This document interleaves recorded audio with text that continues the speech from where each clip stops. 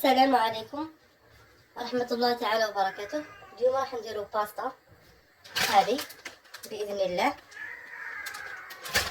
بالفرماج وبفرماج رابي شويه حليب. أول ما نبداو قبل ما نبداو صلوا على النبي عليه الصلاة وأفضل السلام. نديرو الباستا تاعنا في الماء يغلي كما راكم تلاحظوا. هذا الماء يغلي غنزيدو نديرو له شويه ملح. سامحوني على نبرة صوتي كهذا مريضة. نديرو شويه ملح، نديرو له شويه زيت كما راكم تلاحظوا. هنا نديرو الباستا تاعنا فيه. اليوم خيرت هذه الباستا. بسم الله على بركة الله.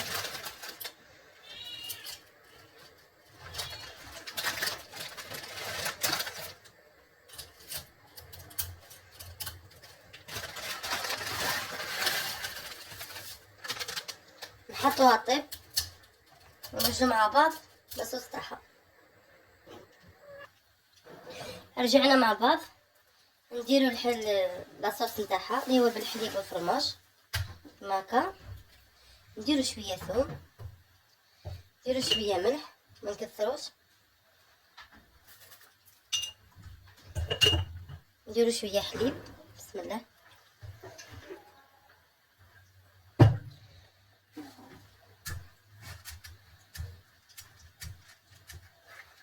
كي يغلي علينا شويه يهز الغليه نديرو الباستا تاعنا فيه بعد ما نصفيوها ونديرو عليه فرماج رابي هذا كما تلاحظوا فيه. ونرجع لكم حبيباتي.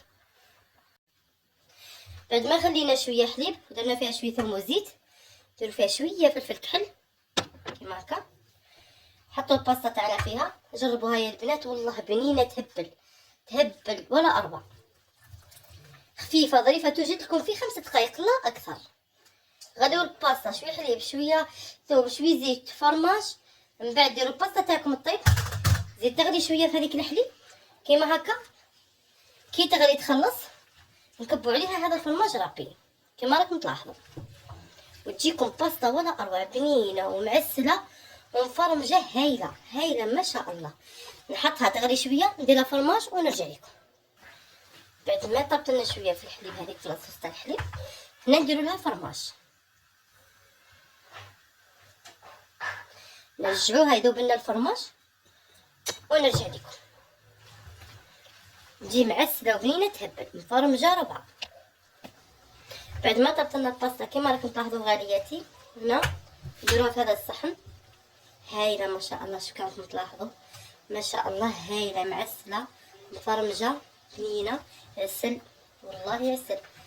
جربوها والله ما تندموا عليها يا البنات ما شاء الله.